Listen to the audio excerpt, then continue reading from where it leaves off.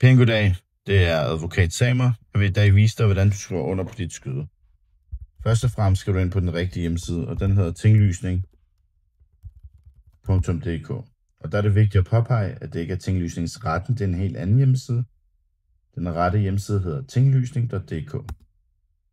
Når du så klikker på tinglysning.dk, vil du blive præsenteret for 4 bokse. Underskriv dokument, forespørg uden login, forespørg med login, tinglysning med videre. I princippet kan man klikke på tinglysning med videre, login med NemID, og så gå ind i underskriftsmappen. Man kan også bare klikke på underskriv dokument, hvor man kommer direkte ind i underskriftsmappen. Når man trykker på underskriv dokument, vil man blive præsenteret for login med MitID, og der trykker man sin kode.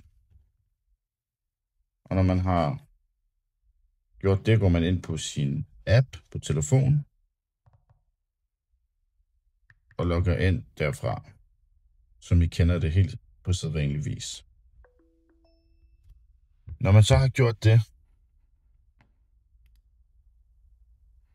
så vil man blive præsenteret for den her linje, og der kan man skrive under ved at klikke på kuglepens-ikonet, og på den måde kan man faktisk allerede afslutte sin underskrift.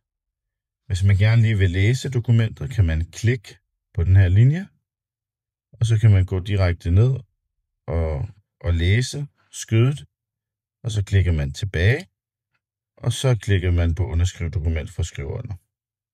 Det behøves man ikke, fordi når man klikker på underskriv dokument, så kan man allerede se et review her af det, man skriver under på. Man scroller ned til bunden, og når man scroller helt ned til bunden, så vil man blive præsenteret for en knap, der hedder videre til underskrift, og det er på den måde, man afslutter sin underskrift. Og der logger man igen ind på NemID, går igen via sin app på sin mobiltelefon, trykker sin kode, og swiper.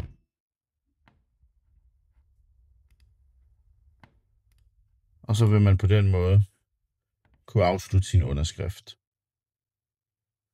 Så bliver man præsenteret for den her side, hvor der står, underskriften er godkendt og bliver i øjeblikket behandlet og gemt. Det betyder, at man har skrevet under korrekt. Man kan så klikke tilbage til underskriftsmappen, og der vil man stadig kunne se det her dokument, og den her linje, og det forvirrer rigtig mange mennesker, fordi så tror de ikke har skrevet under. Det man skal holde øje med, det er, at kuglepens-ikonet er forsvundet nu,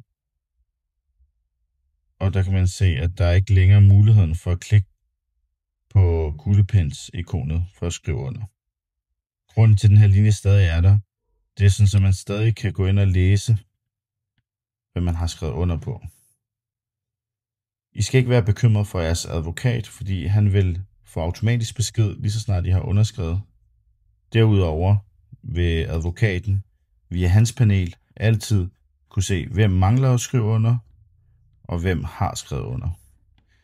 Hvis det skulle gå galt, så er I altid velkommen til at ringe til SBA Advokater på telefon 53 64 50 01 eller på hovednummeret 53 333 123, så skal vi nok stå klar til at hjælpe jer.